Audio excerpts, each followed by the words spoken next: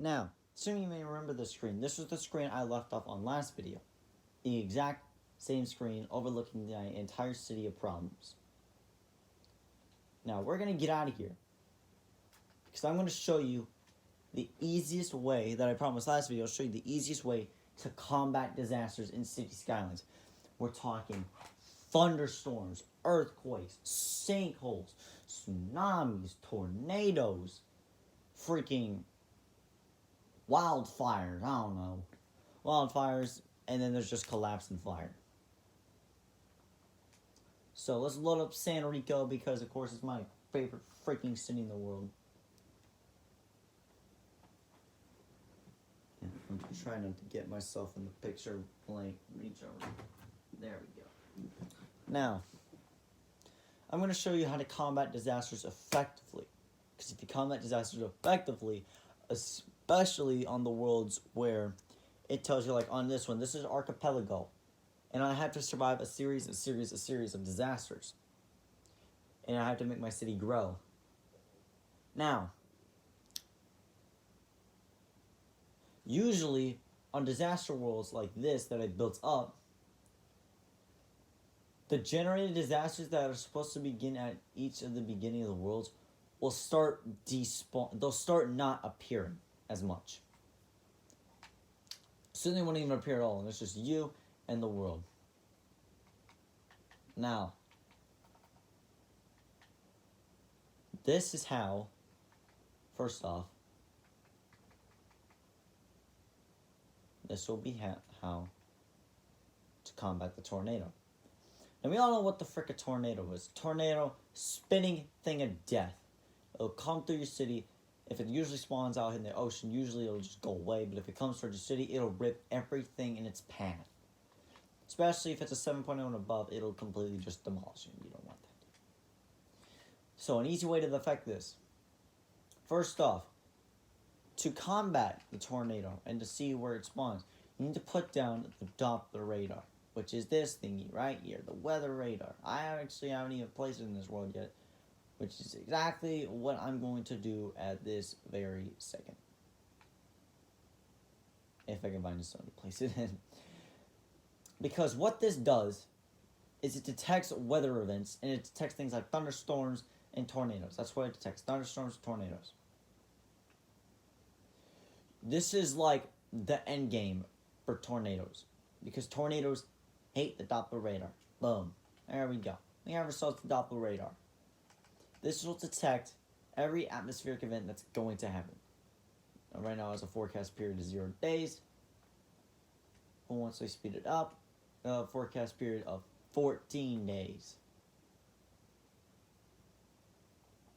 So you'll know 14 days ahead of time when disasters are coming, which is actually really useful, because you can pause the game and do all your stuff then. Now, how to combat tornadoes when they spawn. Let me just say this very, very, very clear one thing. You can't combat a tornado when it spawns. The path is completely randomly generated. You will see something. If you have the weather radar and you look at your disasters and you look at your notifications saying there's a disaster, you will usually see a red blotch somewhere on the map. That is where the tornado is going to likely spawn and cause destruction. If it's in your city, well, too bad, too sad. Now, there is an extremely slim chance that the tornado will completely miss and go somewhere else. Again, that is randomly generated by the computer. You can't help prevent tornadoes. Tornadoes are unpreventable, and they will come and just completely wreck everything. So you can't prevent them, and you can't stop them. So how do you rebuild when they completely level your city? Well, here's how you do it. First off, when you get the notification saying, hey, a tornado's coming, whether it's in 1 day or 14 days, you immediately go to your economy. Pause the game, go to your economy. You immediately deduct all the raise all the taxes up to the max 30%, or the 29%. What this does is, of course, they'll complain. Your citizens will complain. Your commercials will complain. Your industrials will complain. But guess what? They're not going to be there in a couple days. So who cares? they'll be giving you loads of money. That plus 10,000 in the corner will go to probably plus 70,000 or plus 200,000 if you have a huge city. Immediately, you also want to go to your budget, deduct everything to 50% day or night if you have that DLC. I'm just going to check if everything's there. Now, what you also want to do is you also want to take out a loan. Probably Global Credit or Pyramid Capital if you want. And now again, Silver Sunset Bank is not cheap, and we know this. However, I recommend getting Global Credit Inc. because every week is just $253, and it'll give you $66,000. Now, if you want to take the most expensive way, you could get $200,000 from Pyramid Capital for 520 weeks for $442.31 a week. It'll eventually add up to $230,000 in loans.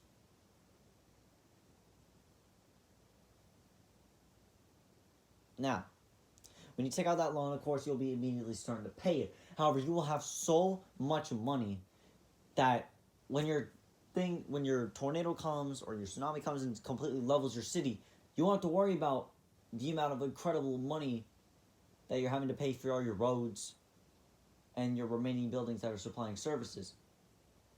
It'll probably drop down. If you have $300,000, it'll drop down to maybe $100,000 by the time your city is fully prepared. Maybe. If you're lazy and don't get it done, it'll drop down to zero real quick. Income and expenses. You want to view this before a disaster comes. Because when you do view this, you'll know how much money is coming in through what. So if a residential zone is getting targeted, I really don't want my residentials being hit. Because that's very, very bad. Because it's $35,000 of my economy. And if that falls, something's going to happen. Your industries and office zones are $12,000. You don't want those to drop. Because if those drop, things drop. You don't want that.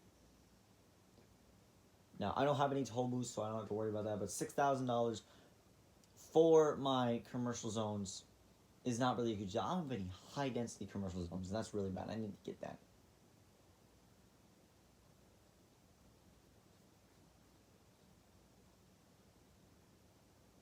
Now, once you know what's coming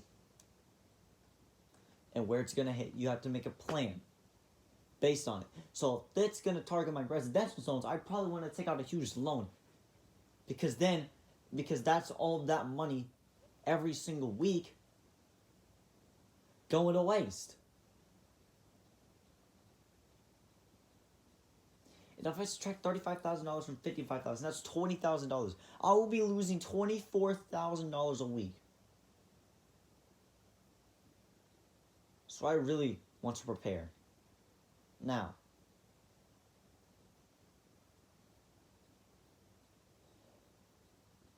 again, it just goes down the scale. If it's targeting my office and industry zones, I'm not too worried. If it targets my commercial zones, I won't even care. I won't even deduct taxes, budgets, loans, none of that. I can just repair. Now,